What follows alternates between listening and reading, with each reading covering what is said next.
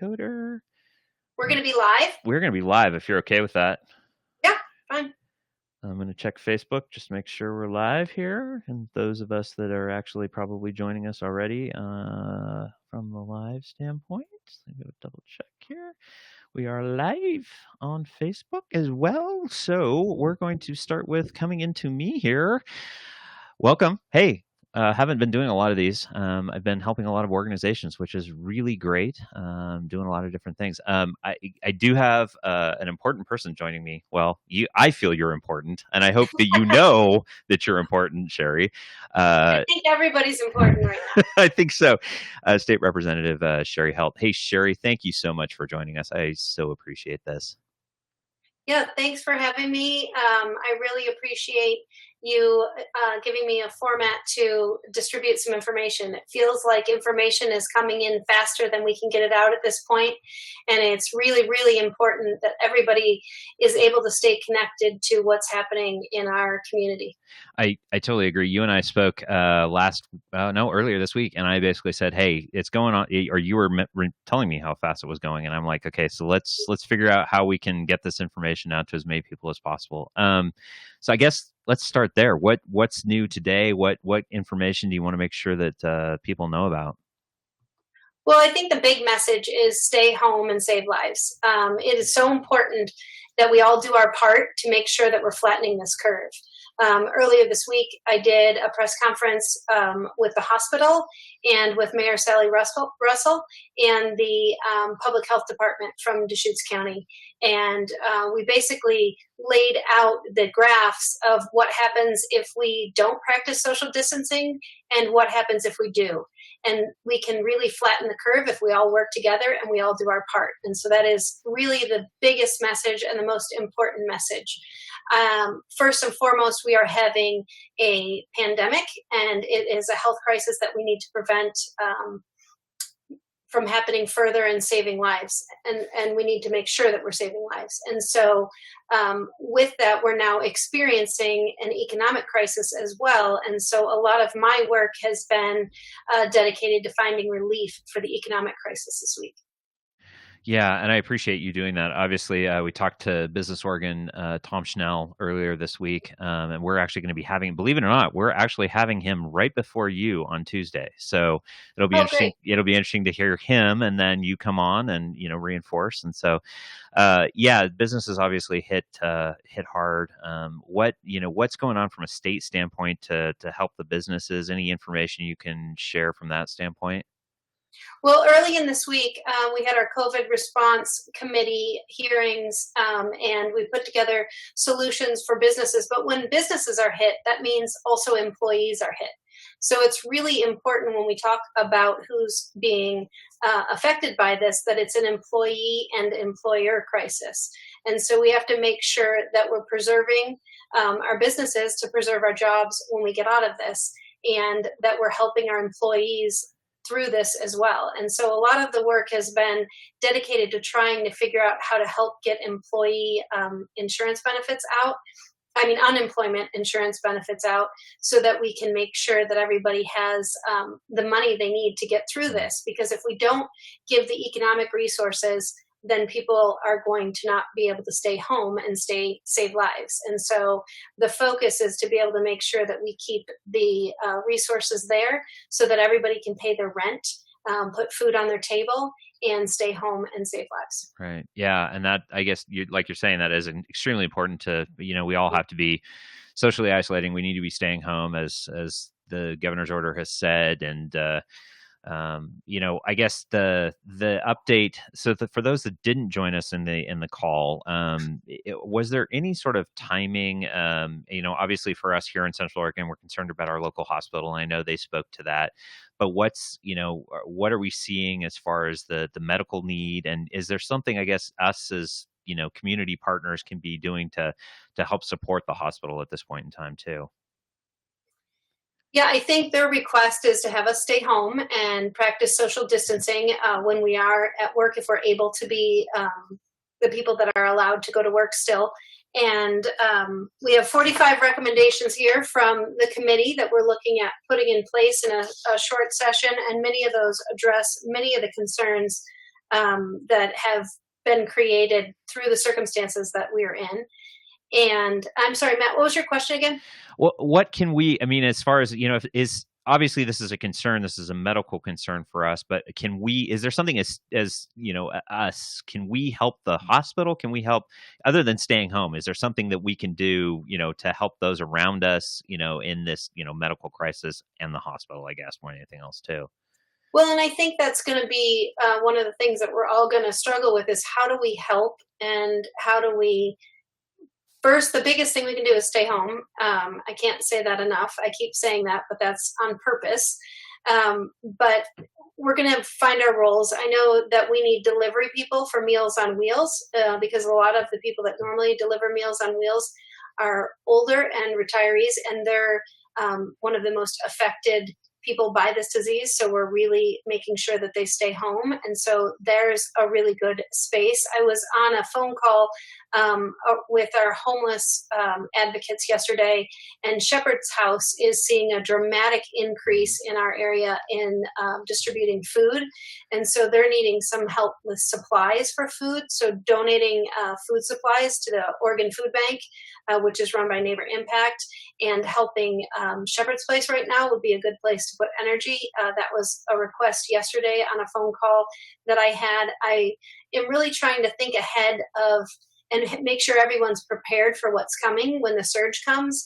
And so I asked our state director to be on a phone call, and we had 4 people from the state housing agency along with all of our providers for homeless advocates and the Homeless Leadership Coalition on a conference call so that we could all be informed of what the resources were, because we need to know what our resources are and what our asks are so that they know what we need. And so I'm trying to really facilitate those conversations ahead of time to make sure that everybody has access to their state level resources so that we can provide the best service and that we know what we're up against and what we need in the way of supplies. And so food is one of the requests that came out of that phone call yesterday for Shepherd's House and through the Oregon Food Bank. So your session starts Monday, is that correct? I think if memory serves. That is the hypothetical date. I'm hoping that it is Monday. I want it to be as soon as possible, because the sooner we meet, the more we can get these benefits and resources out to our community. And we have to put a lot of waivers in place to make sure that we have suspension of some laws during this time frame so that we can get the most benefits that we can to people while they're needing them. And so I'm hopeful that it will be Monday, but we do not have a confirmation on that yet. Okay. So what is the task, I guess? This is a special session, obviously. So what is the task ahead of you folks as legislators? Well, we're going to have to so the federal government just passed today their $2 trillion relief package. That package will come to Oregon, and 80% of the money will be run through the state governments. And so we're going to have to start making allocations and being able to put that money to use, which is really, really great. So relief is on the way. Everyone that's listening that is scared and fearful for their economic future, just know that there is money coming. We're going to have more money in unemployment insurance benefits. Everyone will get $600 extra a week to help mitigate how low the uninsurance employment payments are to make sure that it brings everyone back to whole. There will also be benefits around small businesses. There's going to be a lot of small business loans that are going to be able to be put out around payroll, around health insurance, so we can keep people's health insurance. That's one of the biggest concerns that I have, is making sure that through this crisis that people don't lose their health insurance, because our health insurance is tied to our employment. And if our employers are laying people off, I want them to be able to continue their health insurance benefits through this crisis, so people are not on 3 health insurance benefits different by July. And I think that that is extremely important. So there are some loans. They're called the 7A SBA loans, and those will help pay for rent, utilities, payroll, and then they will be forgiven when we get to July 1st, so that businesses are able to make sure that we're taking care of our employees and our workforce. And that is really the primary focus, is to make sure that we end this crisis as whole as we walked into it. And we want a V recovery. We went down really fast, and then we're going to come up really fast. Right. And that's really, really important that we facilitate that. And these investments will help us do that from the federal government. One of the concerns, I know that I think you share this concern, and I don't know that we have a good answer right now. How do you? So the people that are able to work, a lot of them do need childcare still. And is there something that you guys are looking at to potentially help from that standpoint? I know that's an issue that you've cared about over the years. Yeah, so yesterday I was on the phone with Miriam Calderon. She's the director of Early Learning Division, to try and get some guidelines around daycares, because daycare has been sort of a moving target. And so she's putting together a one-pager to get out to all of the childcare facilities, because I think it's very, very important that we support our childcare owners through this, so that we have childcare when we come back on the other side of this crisis. Because we do know that this crisis is going to be a finite crisis. It has an end time, and that end time is dependent on how much we stay home and stop the spread and lower the curve. But when we get to the other side of this, we need to make sure that our daycare providers are able to open back up and, dust off their doors and bring in children, so that we can continue to grow as an economy and be able to have people come back to work. And that is very important. So she was explaining to me how that works, that you can have 10 kids per classroom, that it needs to be a stable classroom, and that there can be multiple classrooms, and that first responders kids have preference to being in those. And so I'm looking forward to getting her data back, and then I will be sharing it out with all the daycares in the area. Yeah, and hopefully we can also talk a little bit about that maybe on Tuesday too, if you have more information. Again, Yeah. you're going to be joining me Tuesdays and Fridays, and I definitely appreciate that. What do you think right now for you is sort of the biggest challenge, other than obviously staying home, that we're facing within the state? And is there anything as us as citizens that can help support you going forward?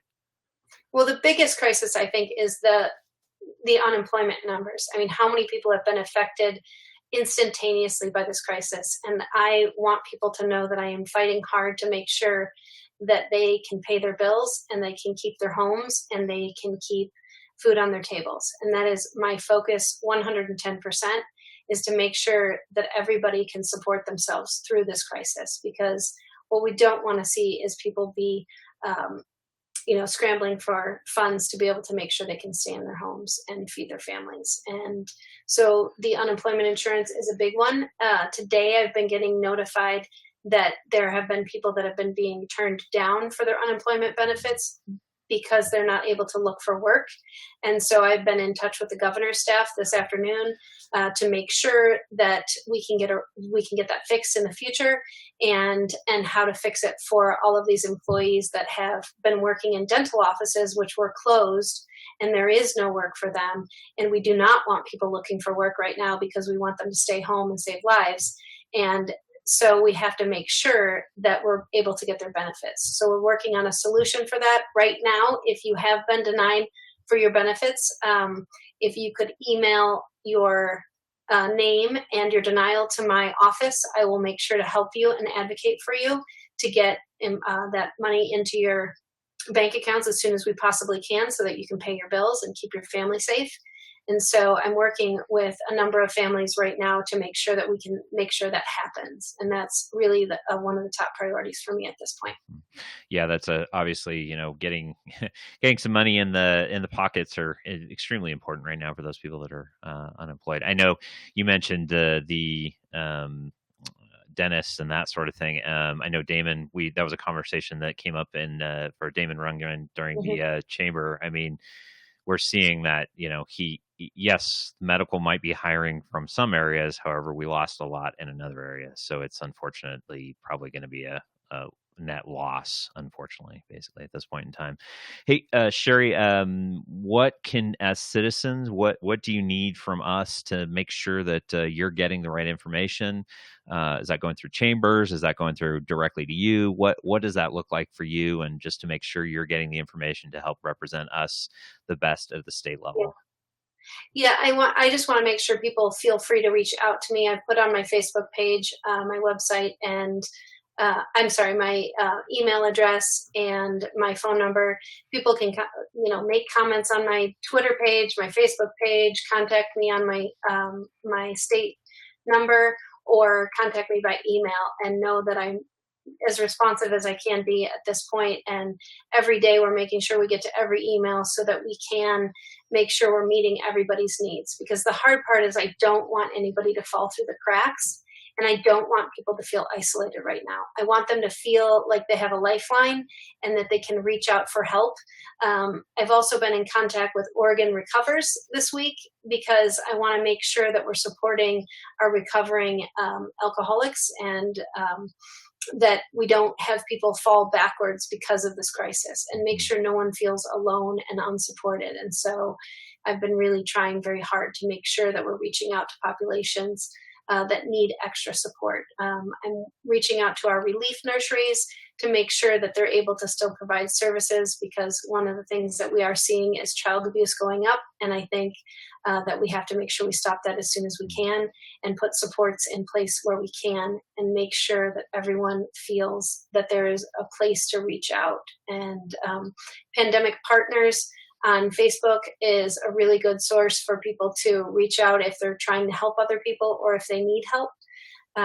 And I've put out a resource page of places you can contact for help, and small business page, a page for rent assistance and food assistance, and just making sure that people are connected. I think that's really one of my major focuses at this point, is connecting people with resources, because with the nature of this, it happened so fast that people were not prepared with numbers and access, and we've got to make sure that they're connected with the services that they need. Because if you need a service, there's probably someone out there to help you, and if not, we can create a source, but we need to know what that is, and we need to be able to connect people. And so that's my focus. Right.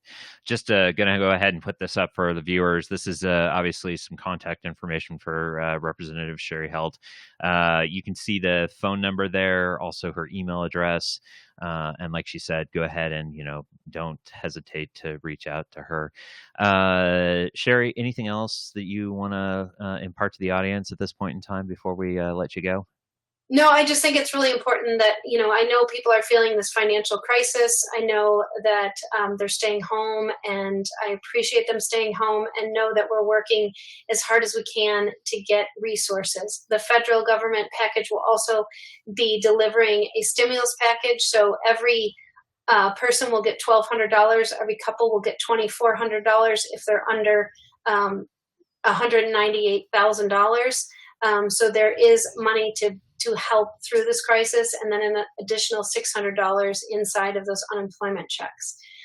So please reach out if you need help, or you've been denied for benefits, or if you just need a link to business resources or resources for childcare, or anything that you need help with, because we are here to help you. I'm here to help you, and I want to make sure that you're connected to what you need, because we do not need to feel isolated at this time. I know we all are in our homes and feel very isolated, but there's many chat groups that are starting on Zoom to support people, and I want to make sure that everyone has some sort of outlet.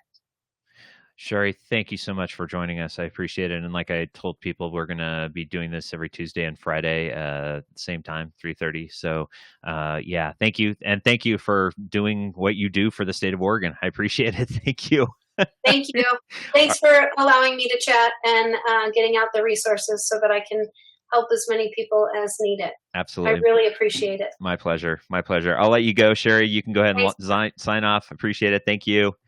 Okay. All right. That was Representative Cheri Helt. And she obviously, it's, a difficult time right now, and we're all pulling together, and it's through people like her trying to represent us the best way possible. I know there's going to be issues. There's always issues, but she's trying. She's trying her best. We're all just going to try. At the end of this, we'll get through it. We'll figure it out. But right now, in this moment, we just need to do what's best for our neighbors, do what's best for ourselves. Well, not necessarily ourselves, but the collective self, I guess, is a better way to look at it. And sometimes those are difficult decisions. Sometimes the collective self is much more difficult than the individual self. So, the needs of the many outweigh the needs of the few sometimes, which is not easy. But, again, she'll be joining us every Tuesday and Friday, 3:30 p.m. Also, Tuesday's lineup is going to get pretty good as far as we're going to have some more updates as far as Tom Schnell will be joining us actually right before Cheri to give us some business organ updates. And then we'll have a few other things on Tuesday. I'm getting there. I'm almost got this scheduled. I've also had a lot of people reaching out to see if we can help them create more content and deliver it in better ways, which has been fantastic to be able to help many of the community partners that I've been able to do. And feel free to reach out to me if there's anything I can do for your organization. If you want to be on Show Up Central Oregon, I'm happy to do an interview with you and go from there. So thank you. Be safe tonight. We will be doing a live stream tomorrow at 9 p.m. We are looking forward to having a little comedy, a little levity, a little sit down and laugh. So that's going to be a lot of fun. We are going to have a full show. It is adult oriented, and we know there's some pushback as far as, people want to have some youth humor and some more family friendly humor. We are going to try to work on that. We just knew that some adults need some fun after spending a lot of time with their kids. So put the kids to bed, 9:00 tomorrow. For stay home and laugh, or sit down and laugh. Sorry. Great. Thank you for joining me. I appreciate it, everyone. Be safe out there. And remember, show up for Central Oregon.